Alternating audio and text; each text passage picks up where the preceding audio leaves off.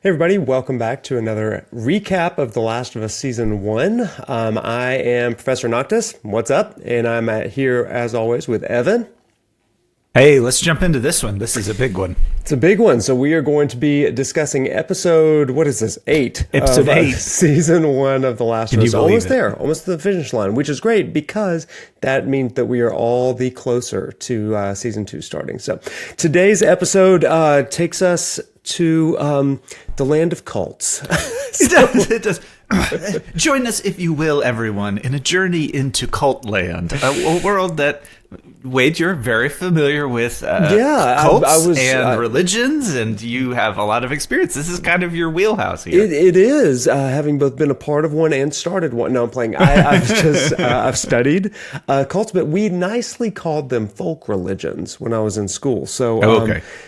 That's okay. We'll call them cults here too, because what David does in this is cult-like, and so we're just going to call it that. So, and I think you were going to teach us some classification methods to understanding those kind of folk religions or cults, as we're going to talk about it a little bit better, and maybe what some of those distinctions are. And this episode opens on a very religious scene. Revelation is being quoted. We're in some sort of church service in what looks like a golden corral, as you have a golden corral. Talking about Revelation, which is like a major point of my childhood. I know, so, but that's just a really interesting scene. You're in this Golden Corral-esque place, and you've got this preacher, David, that is reading through Revelation 21. And it seems to be some kind of funeral liturgy as they go through it. So you've already got a tone that is markedly different than others. I remember some of the cold opens that have captivated us, like the mycologist and the discussion on the talk show at the very beginning. This is a different kind of cold open that's not in the game, where you've got a religious ceremony, ritual, but something seems amiss. And boy, is it for the next hour. So.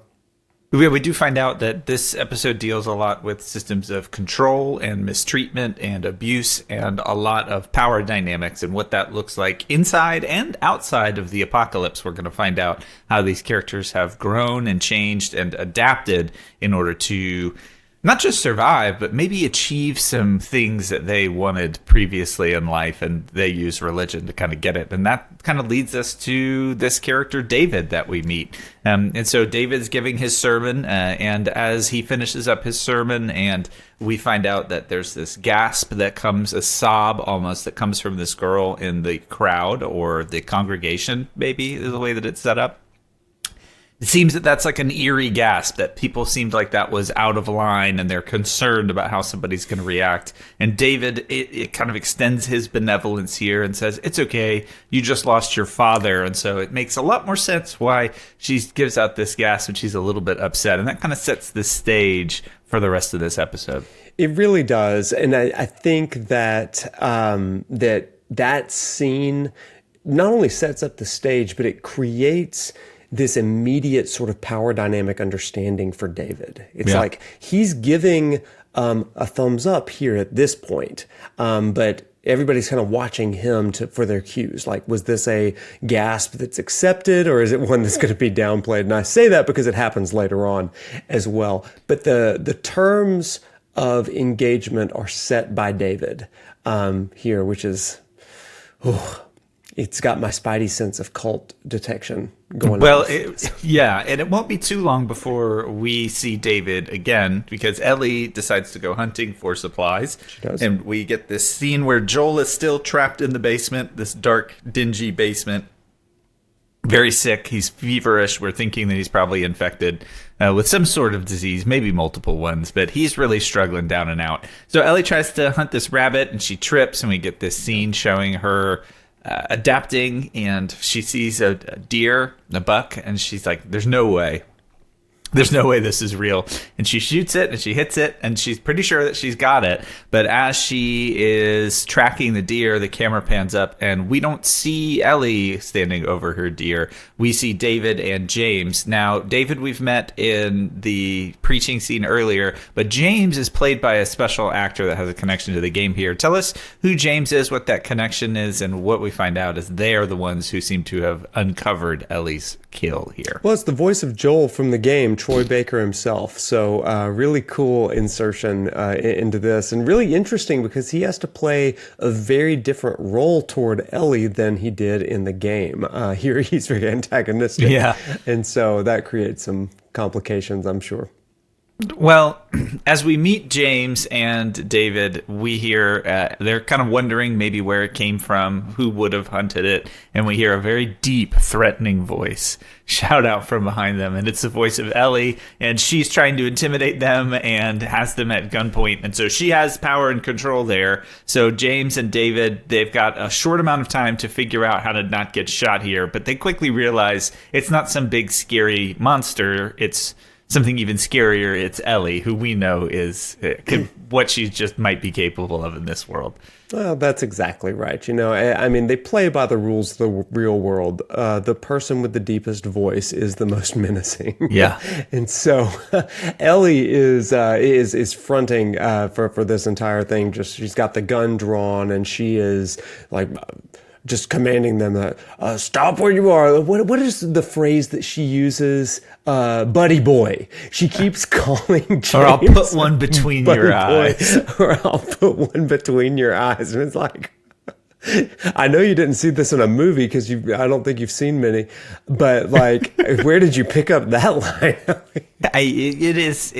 It does sound like a movie line, but she does her best, and James and David quickly have to adapt, and we see the way that David kind of gets past being held at gunpoint and starts to reverse that power dynamic. And who has power in a given situation is something I think we're going to track as we follow their conversations, because it's an important part of some of what we learn about this method for understanding kind of the control mechanisms of some of these organizations. And we see it mirrored here with the way that David says, just 10 seconds, just give me 10 seconds. And he gets his foot in the door with Ellie and then proceeds to give some logic about, oh, we have hungry people, we need this food. Ellie pushes back and kind of spars with him intellectually. She's like, oh, well, I have hungry people too, and we need it just as much as you, and I shot it. So David sounds like he isn't used to getting this kind of pushback, and he seems a little intrigued here. As the power dynamic starts to equalize, as Ellie no longer has them at gunpoint with their backs turned, what do we find out about David here, and what can we learn about how his conversation is kind of symbolic of some of these things that we can look out for with some of these methods for identifying these problematic religious figures? I mean, he's just slimy. I think that's the big thing that you're finding out here. But through it all, I mean, it may be helpful when I approach stories that are dealing with power dynamics like this, especially religiously coded ones. There are a few models that are really helpful, but there's one that's particularly helpful, and it is evident throughout this episode with David. It's called the BITE model, which is appropriate for a show about zombies infected. But the BITE model, it's an acronym because, you know, we love acronyms. The BITE model is often used in cults and high control religions. And that's an important thing. It's not all religions, but it's high control religions. And so the BITE model stands for, first of all, behavior control. Can I control how someone is acting? Number two, information control. Do I control and funnel in the data and the input that they are receiving? And so that's like, oh, well, you shouldn't watch these kind of news channels, or you shouldn't trust that source. If I can manipulate the analysis portion of just digesting different media. Then you have thought control. That's the T, thought control. Can you control the way someone thinks and control their mind in that respect? And then finally, the emotional control. Can I manipulate through emotionality to lead them to a preferred outcome. And David does each of these at different points in this episode. So all of those like alarms and alerts go off in your head if you have this in your mind. Yeah.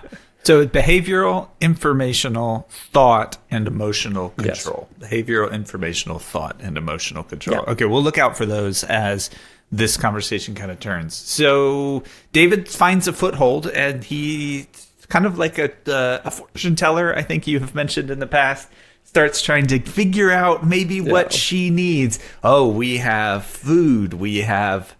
I'm sensing that maybe you're cold, that it's snowing, and that you could use warm. Maybe we have, and then he says something that catches Ellie's attention. Medicine, it's the you have medicine. Oh yeah, and I love that fortune teller analogy because it very much is like that. It's like you have cared for someone in your past. You've seen. I see a four-legged creature. It wags its tail. Oh, you had a gecko. Yeah, that's what I see. That's what I see. It's like just feed just enough to. That's kind of what David's doing, which is great. If you're trying to control somebody, it's definitely. Well, he finds an inn because he finds something that Ellie needs, and Ellie quickly speaks out that she needs medicine. And we get another contrast to maybe James and the gap in James and David's intellect. David says, "Okay, James, go back and get the medicine," and James kind of looks at him like, "Okay, what secret code message are you giving?" It's not a code, James. That's exactly it. David just says, "It's not a code. Just really go get. Do what I say. Go get the medicine." But again, it shows James, being controlled and conforming to David. It is and true. You get that a couple of times. I mean, James isn't dumb by any means, but he is definitely caving to David. David's definitely created, it seems, the environment that he's come to resent as well. That people are just, he's got a flock, and so he's kind of tired of interacting with sheep, it seems like. And so James goes off, and David once again gets that foothold a little bit wider, gets that kind of foot in the door, and says, "Well, it could be a while. Our place is far away. I have stuff to make a fire. Let's go make a fire." And Ellie kind of slowly capitulates because it is cold and they should get some shelter. And so they have this fireside chat where David begins to try and learn a little bit more about Ellie. And their conversation turns from curious to kind of ominous as David reveals some details as this conversation turns when James comes back. Why is their chat so important, and why is understanding the stepping stones between that first 10 seconds, just give me 10 seconds, to that first fireside chat, important when it comes to understanding these kinds of leaders and environments? It's like that old saying goes in church communities, I guess, if you give the devil an inch, he'll take a mile. That's kind of what it is. And David's just like, give me an inch. Yeah. Like I'm gonna get there. And that's kind of what it feels like throughout this. And so as he's sitting there at gunpoint, I guess, over this fire, he begins to humanize himself to Ellie. I'm not this villain, and she's like, "So what, you're a preacher now? Hey, do you really believe in that stuff?" And he was like, "Well, I didn't, and he says, "I found God after the apocalypse, which is the best or the worst time to find him, I guess." And so then she's like, "Well, what did you do?" He was like, "Oh, I was a teacher." Which is interesting because he has zero credentials to talk about these religious things. Whatever. So he talks a little bit more about that. And then he begins to, as she's like really kind of buying in, leaning in, it turns a little bit because he begins to tell the story about how people are depending on him and how this faith sort of stuff begins to frame their whole community for survival and hope. And they just lost somebody. And it turns out that this person in their community that was lost was killed by a raging lunatic of a person. A maniac. Who was traveling with a little girl. And then Ellie realizes, oh crap. Like, these are the people that got Joel, and also he took down some of them. So it's like the tension just skyrockets. And then, very timely, James shows up. with a gun again. James shows up gun first. He's like, this is how I greet people. So Ellie, was it? So the power dynamic has completely flipped then, right? So the moment that you feel it starting to turn is when you sense David's tone change, when he understands that he now has some of the things to back up his idea that he has the upper hand here. So those power dynamics are an interesting thing when it comes to these kinds of relationships, because he does have something that not just Ellie wants, he has something that Ellie needs, something that is inherent to the survival of her friend, her family, her companion, everything that she wants. And she does have to interact with David to get to what she needs. And I wonder how much and what you make of the fact that a lot of the time that is how some of these problematic relationships develop, is that there's a need on the other side that we feel or we want to experience, but then it leaves us susceptible to some of this, behavioral, informational thought, emotional manipulation that can exist in these groups. I think you've just hit the nail on the head, right? I mean, our worst decisions come from a place of need and trying to scrounge and scrape to get by. And so, when you are in a moment of duress and you see something that could be a way out of that, you're going to take it. And so you are going to let your guard down in a slight way, perhaps. And so I think that we see Ellie here not really letting her guard down, but it's just like Joel wouldn't have trusted these people from that moment. He doesn't. I mean, it's like, this person on the side of the road needs something. We're going to run them down. Okay, that's not it. Whereas we have family too. Ellie's hunting, right? Ellie's looking for something. I think it's interesting. She's hunting for food, and then she's, continuing that hunt for medicine, just a way to save Joel and to survive. Yeah. And so, but I mean, that's such a relevant sort of thing. I mean, you go around trying to find the thing that's going to make your day a little bit better, and then you end up stumbling into something that ends up making it a lot worse. It can. Well, Joel needs medicine, and she doesn't know exactly what he needs or how much of it he needs, which we'll find out very soon after about Ellie's dosing ability. Dr. Ellie. But she knows that she needs it. She just doesn't know. She kind of knows the general shape of it. The idea, she's smart enough to know, okay, he's injured enough, in the tomb with this baseball bat spear in his side as he's in the grave for a number of days. I keep mixing it up. Like, it's baseball bat in the show and it's a rebar in the game. Yeah, right. correct. I think I had that in my head backwards, but yeah. So they depart, and they agree to go their separate ways. Yeah. Ellie knows that they're going to surely be tracking them. Like, she doesn't have much time. But I think that it is emblematic of the risks that we take in life when we need things. She needs medicine. This seems like the best chance, the only way she might get it. So she knows that in order to save Joel, she has to take this risk and deal with the consequences later. Well, your concerns for safety, I mean, it's Maslow's pyramid, right? Your concerns for safety are thrown out the window when you have physiological needs. And so, like, for her, it's interesting because she's now let Joel into a point. And really, I mean, she is concerned about her own survival too. Right. But she's connected to Joel enough to say, okay, my safety and security, we can't worry about that right now because, it's a race against time. And I have some penicillin that I just have to rub around the area. Okay, yes. So Ellie gets this penicillin, and she's got it in a vial, and she's got a syringe, and she's like, I just don't know. I don't know how to do this, and it's hilarious. This is growth because her first surgery was just, let me take some blood from my arm and rub it up against you, Sam.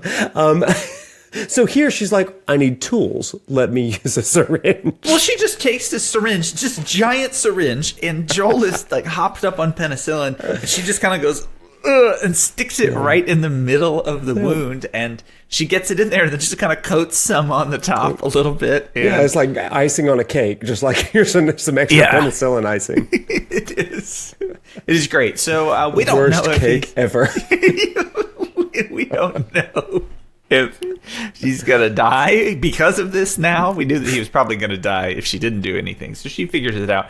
But I think we check back in with David, and we learn a lot more about the group in light of who he is based on these previous conversations. We have this meal scene where we find out that they're telling everybody that what they're preparing is venison. We're starting to realize that they've probably been resorting to eating fellow people instead of... It's very Soylent Green of them. It's people. When they just can't find it, and they're really rationing it, and everybody's very gaunt. It's a very quiet scene, and the quiet scene gets even quieter when David and James come in, and they have this deer, and you think to yourself, oh, well, David and James just got the deer, so then they killed it, and now they have the venison, and that's when you really realize, oh no, they're not back with the deer yet. No. It's just venison.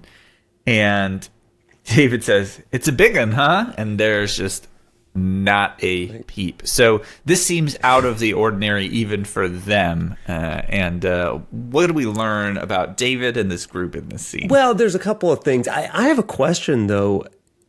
Do you think that everyone knew they were eating people, or just those at the top? I think there's probably some plausible deniability that people would want to have. Like, I think I'd want to be in the dark. Yeah, you don't. Yeah, I'd rather. I don't want to eat people. So let me be really clear and upfront. I don't want to eat people. Let's start there. That's going to be the title of this episode. But if you were to tell me years later, hey, at some point in your life, you ingested human. I have never had that fear until this moment. Well, if you were to tell me that, I would say then I'm glad I didn't know at the time. So glad. Right?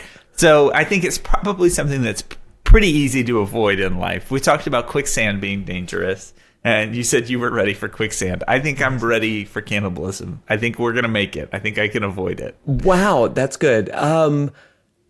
It would be really interesting for somebody to say, you have definitely ingested. That's horrible. Like, it reminds me of that old episode of Friends. What a dated reference now. When Phoebe finds a thumb in her soda. Do you remember this? Like, here's a question for you. Gosh, I don't want to derail, but it's a good question, I think. And people in the comments, this is a good question for you. Yeah, okay. How much of a person is too much to eat? No!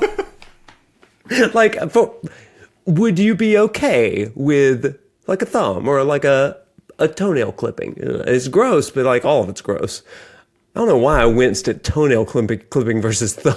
It's just because it doesn't chew as well as a thumb. It's probably tough. Would you be more freaked out if you found out? Yeah. I'm going to go on record here. I am a zero tolerance cannibal. If like you have like, sometimes you get like a piece of skin on your lip or, that's cannibalism, right? You're right. You're right. So I think I'm comfortable saying I don't want to be a cannibal.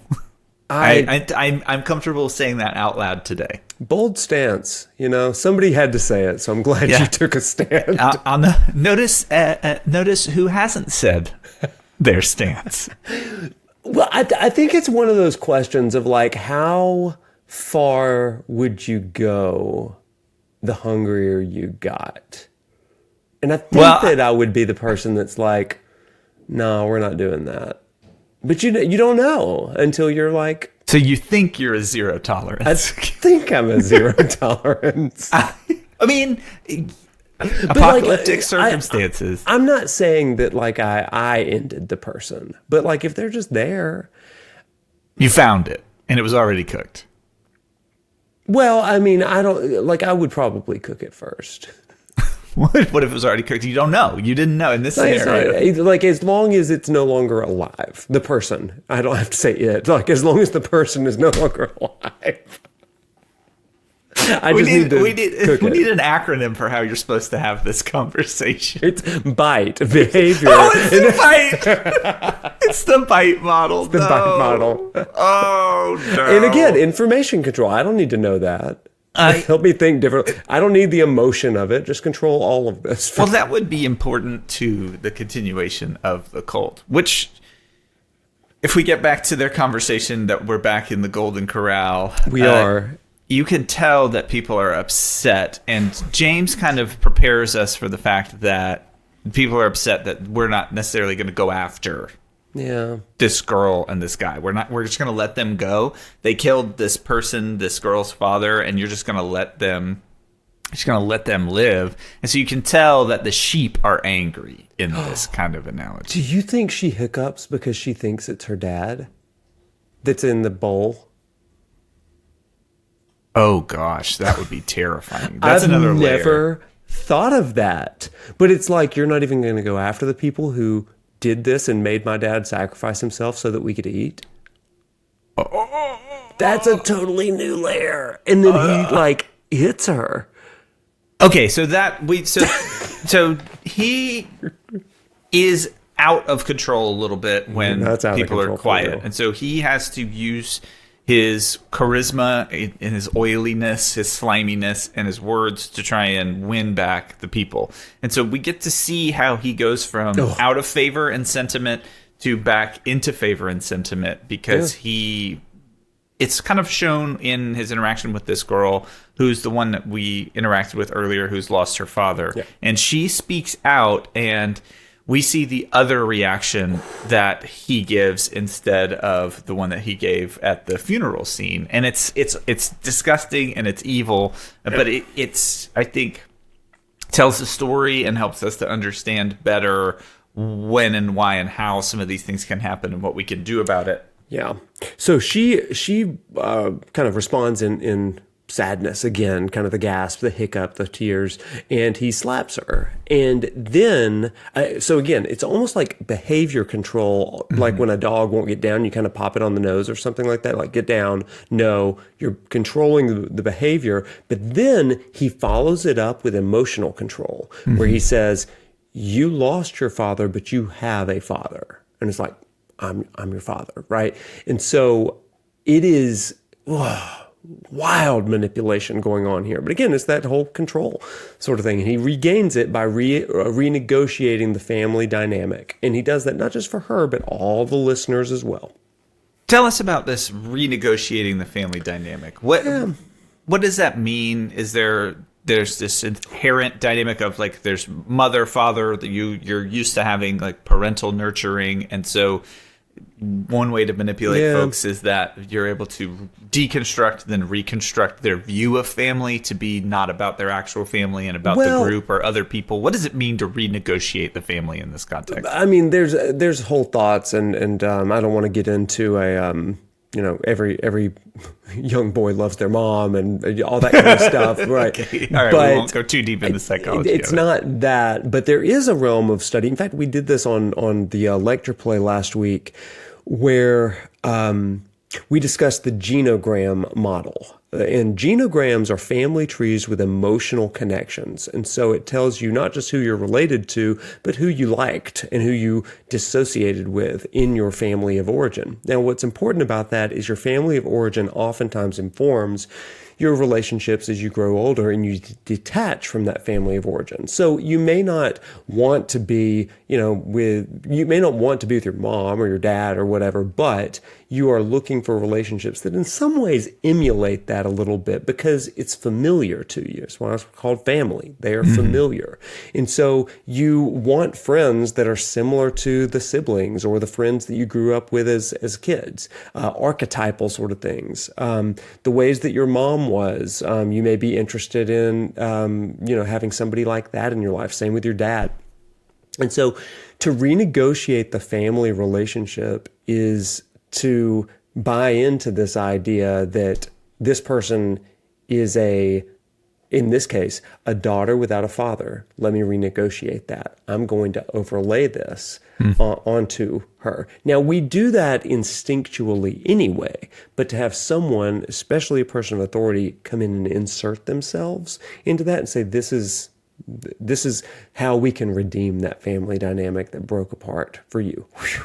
That is wild manipulation, but it happens all the time, and that's what David's doing here.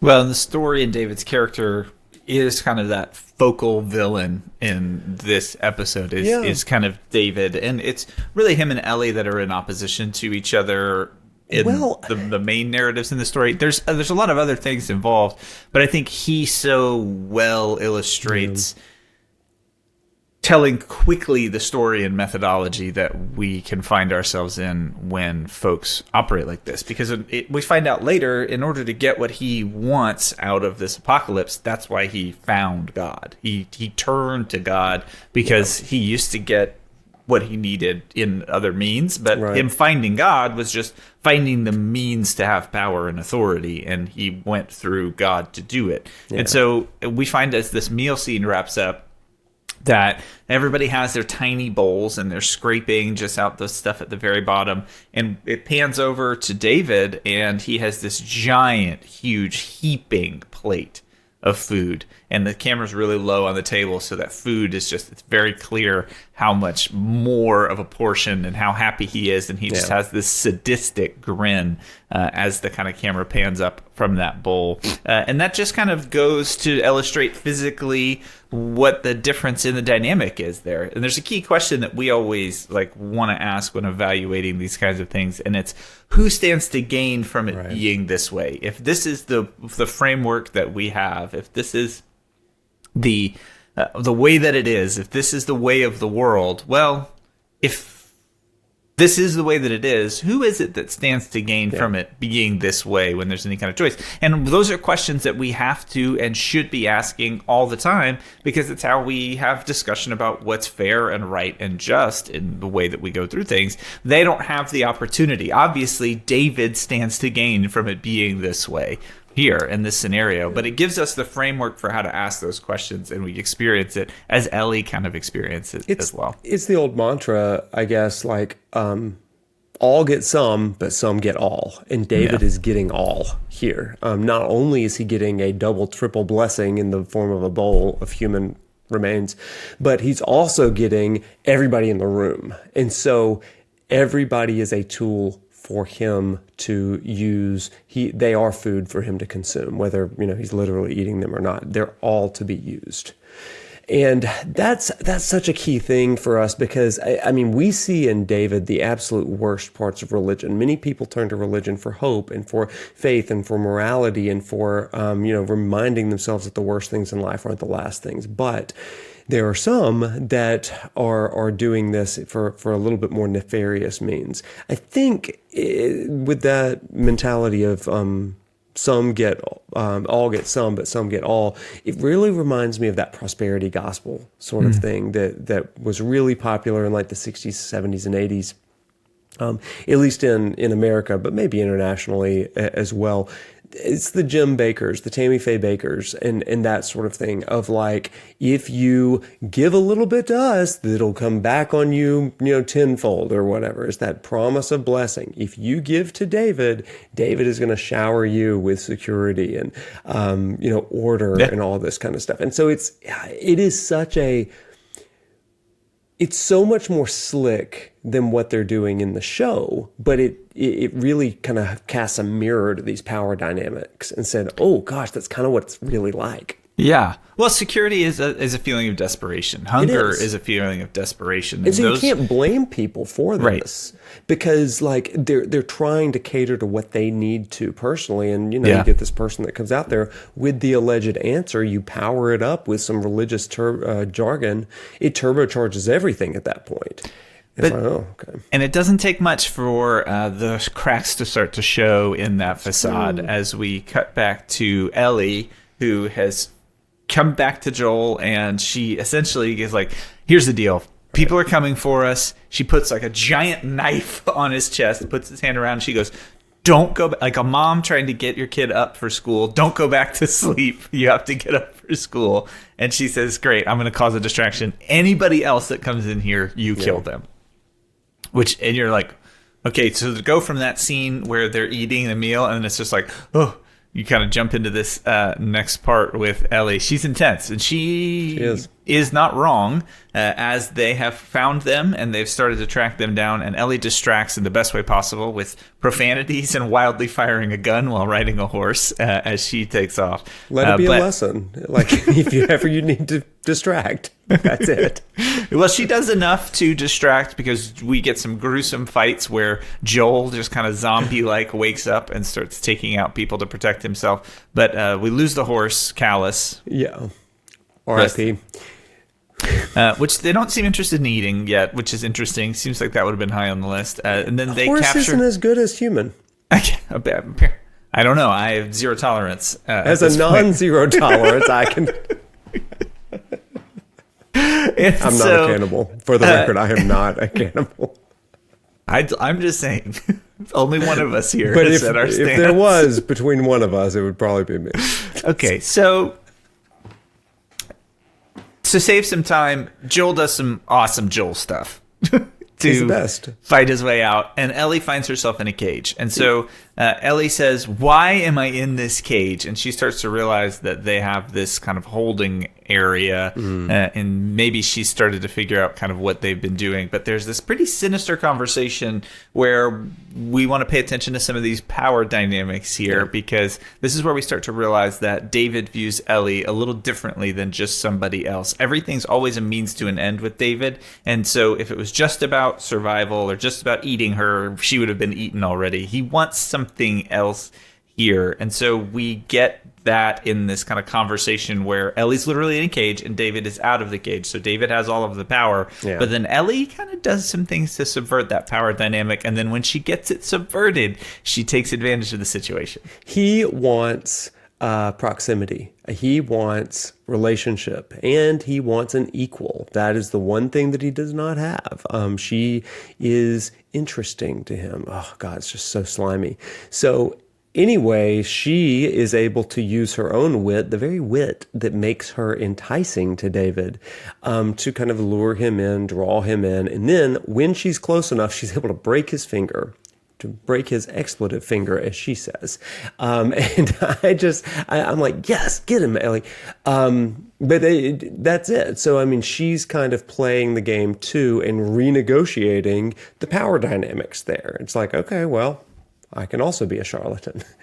Well, and Ellie puts herself in positions of power within the broader framing of the situation. And she does this a lot, and as a character, where she understands how to, like, where she has leverage and where she doesn't. And you see it verbally, where she starts to soften to kind of draw him in and give him that kind of validation that he's looking for, that, you really think of me that way. And we were prepared for this conversation because it's the exact same conversation that she had with the Fedra officer out of school. He said, you could run this place. You could be an officer. You're different than everybody else. And the same appeal is given. So it's something that she's heard before. And so it's she knows how to navigate. And her reaction is very different than the reaction with the Fedra officer. And so when she gets in that situation, verbally she creates that leverage, but then physically she puts herself where she has her whole hand around one finger. And so he doesn't have much that he can do, but it's the one part of him that she can grab at that point to exert influence. And I think it's just a physical representation of the way that she gains some kind of verbal leverage in their intellectual, emotional sparring session inside this cube while she's a complete prisoner. Yeah, that's exactly right. And so Ellie is, she's a survivor. So she's going to use what she has no matter what in order to gain the upper hand as best as she can. So I love that, because meanwhile, you've got Joel, who is doing Joel things, like you said, making his way to Ellie. Now, this is something that's a little bit different from in the game, where Joel is kind of a knight in shining armor. He does come in and help Ellie in a more active sense than takes place here in the show. And I really appreciate both of these things, but I really appreciate what the show does here. They do come in, James and David come in to, I guess, cut up Ellie into little bitty pieces and put her in the next Golden Corral, all you can eat. I guess that's the plan. But she again gains the upper hand, even though she is being restrained by two grown men with weapons. She gains the upper hand by saying, I'm infected, and then shows the arm and the whole deal. And it's important because in the altercation, she had bitten David, and it just sends them all into a little bit of a panic, which gives an opening. And she takes advantage of that opening. Yeah. Because she grabs this cleaver, and James gets chopped in the neck pretty bad. We love you, Troy. So he's kind of on the way out there. Ellie has very creatively and wisely gotten herself into the ability to at least escape the situation she's in. She got out of the cage, then she's able to get off the table, and then now she's going to figure out how to escape from the Golden Corral here soon. And David kind of looks at James like almost like you're about to lose this guy that's been your companion, and then he just kind of callously takes the cleaver and walks out like he never really cared about James, and it was entirely a utilitarian, functional relationship for him. There's not much emotion there. Everybody's going to be lunch at some point. And so tomorrow is James's day. That's what I would think at that moment.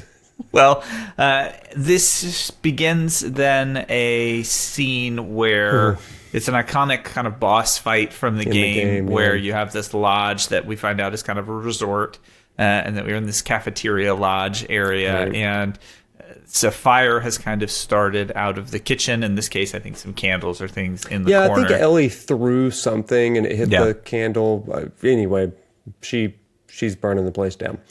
And and then the stalking happens where she's hiding, and just very similar to the game, though much more stressful in the game for me.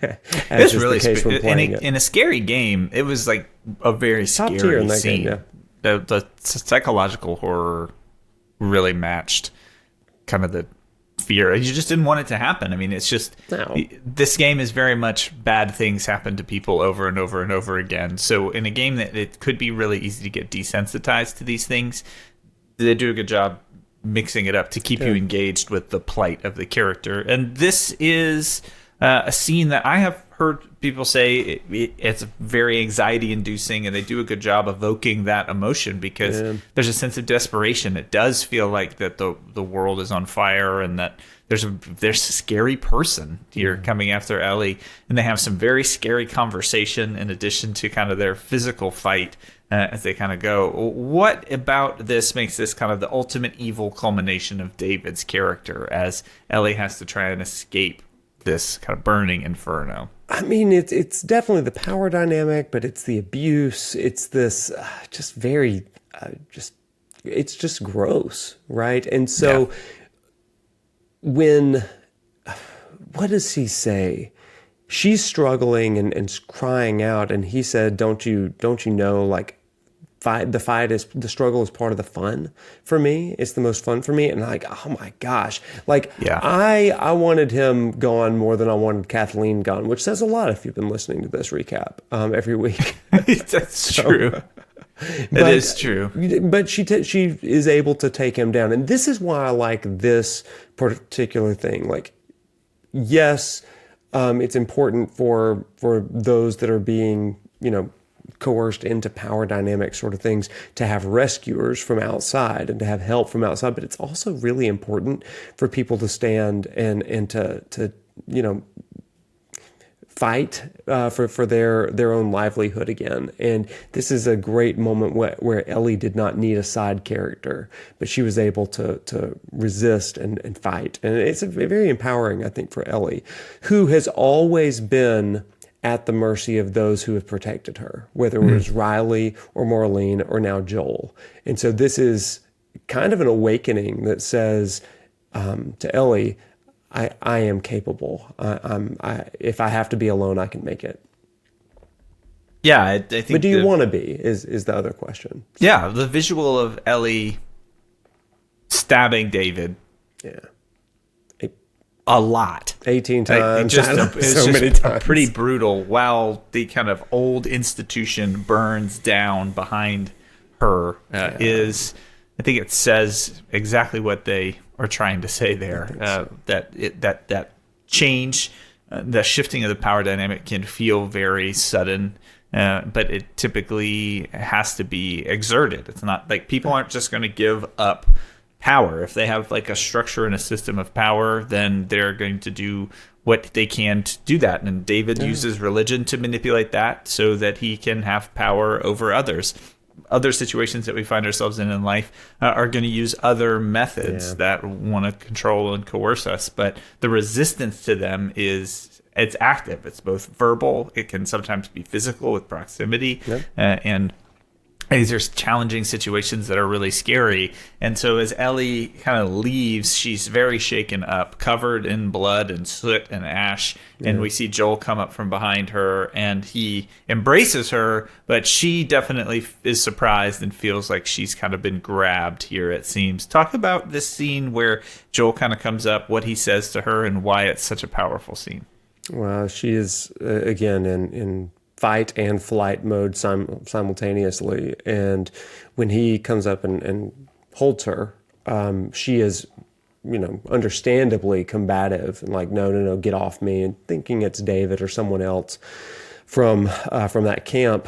And then Joel, once she realizes, she just collapses into his arms, and he says, "It's okay. I've got you, baby girl. I've got you." And again, I mean, it's just that same phrase.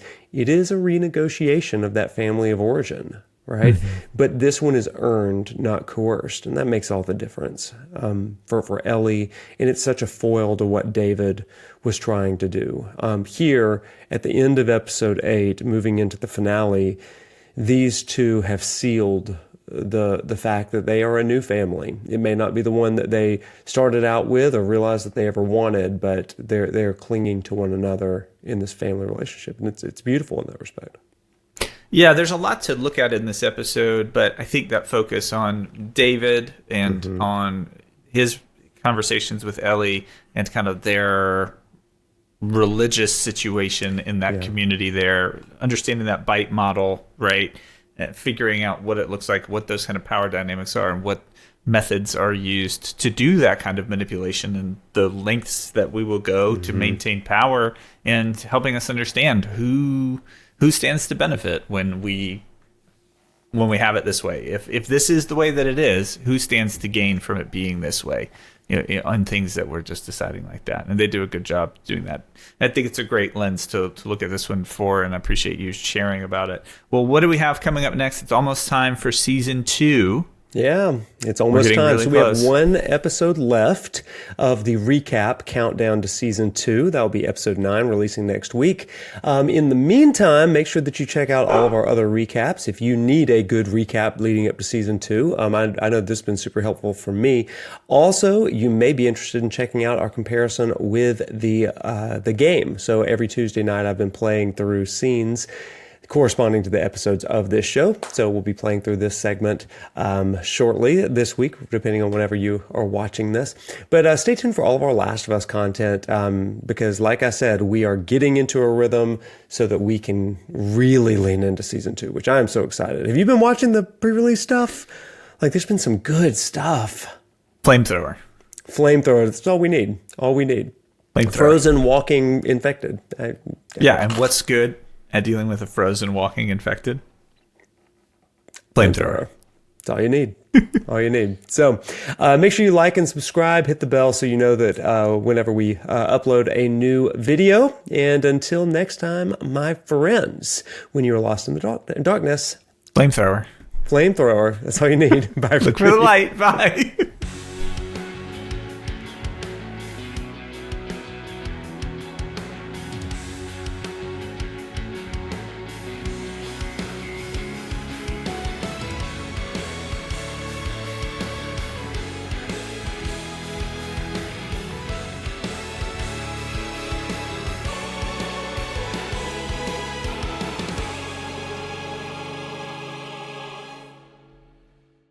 Thanks to Husky by the Geek for our theme music. Thanks to Nick Smith for our graphics. And most of all, thanks to you. This program is brought to you by viewers like you, and we appreciate you tuning in. We hope everything's going great, and we look forward to seeing you on our next episode. Bye-bye.